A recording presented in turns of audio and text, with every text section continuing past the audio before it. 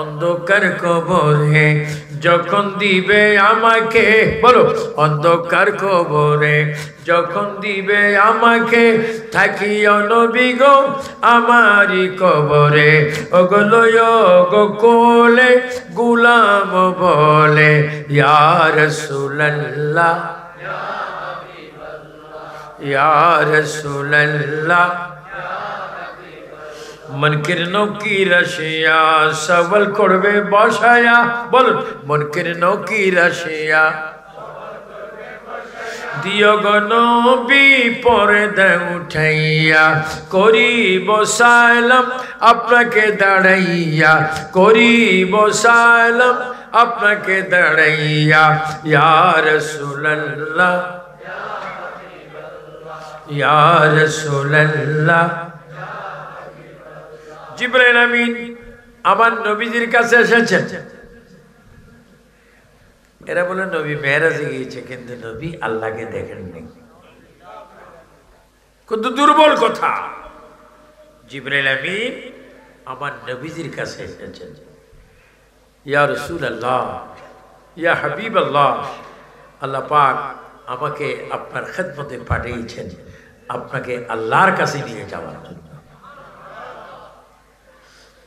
আমার নবী বলেন জিবরাইল আমি যদি আল্লাহর কাছে যাই আমার উম্মত কার কাছে থাকবে? কি উম্মত?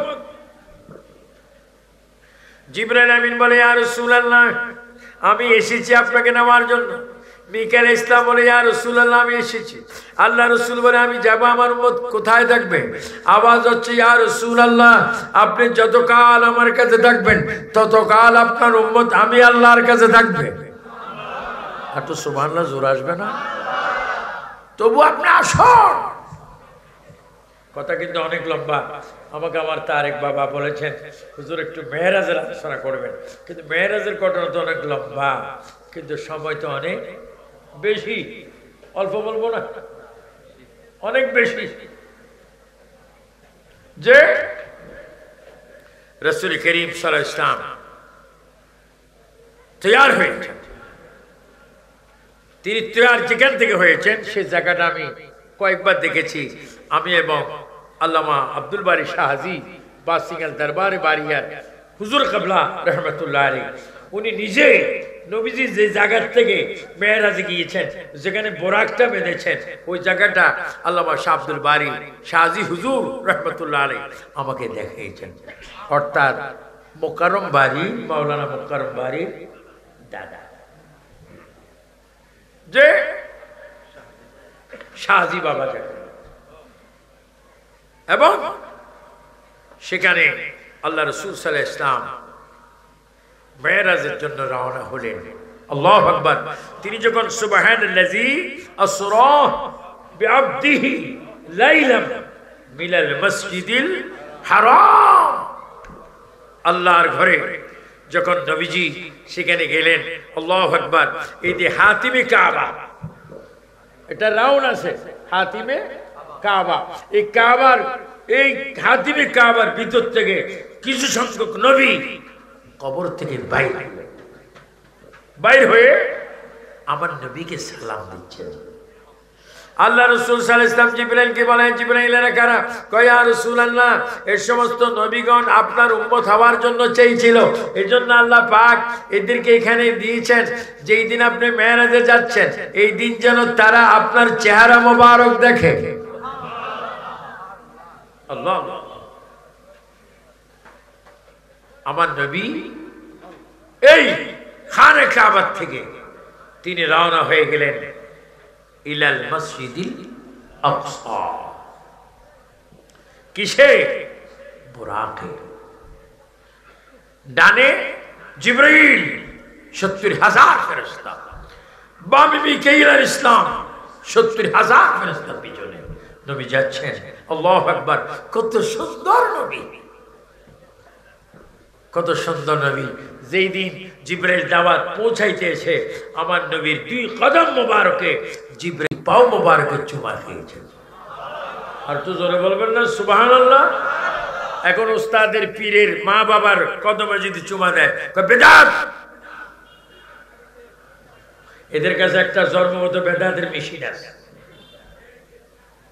জন্মগত খাসিয়ত বেদাত। জিবরিল আমিন রাসূল পাকের সাথে যাচ্ছেন। আল্লাহু আকবার। আল্লাহর নবী যখন মূসা কালিমুল্লাহর রওজার কাছে গেলেন, আমার নবী বলে জিবরিল এখানে একটু থামো।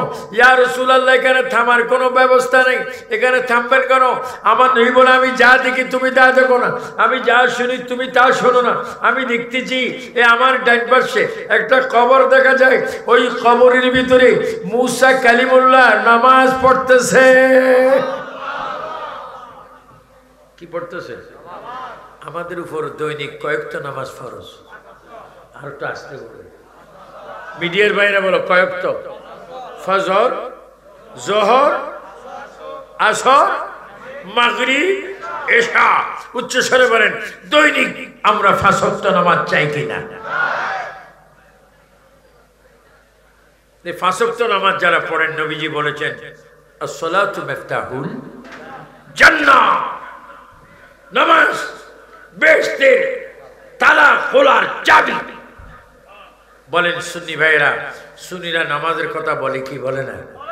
রোজার কথা, হজের কথা, মা বাবার কথা, এগুলা বললে কি গুনাহ না সওয়াব? আপনার আজকে থেকে একটা আমল করবেন, বাসায় যখন যাবেন বা বাসার থেকে যখন বাইর হবেন, তখনই মা বাপ থাকলে সালাম দিবেন, স্ত্রী থাকলে সালাম দিবেন, নিজের বোন থাকলে সালাম দিবেন, আসসালামু আলাইকুম ওয়া রাহমাতুল্লাহ। যখন জবাব আসবে, নবীজি বলে টাকা পয়সা না থাকলেও যদি সালাম আদান প্রদান হয় ফ্যামিলির মধ্যে, ওই ঘরে আল্লাহর রহমত বর্ষিত হবে। বলে আমরা সালাম কালাম চাই কি চাই না? মা বাবার খেদমত চাই কি চাই না? না মা বাবাকে কোথায় পাঠাবেন?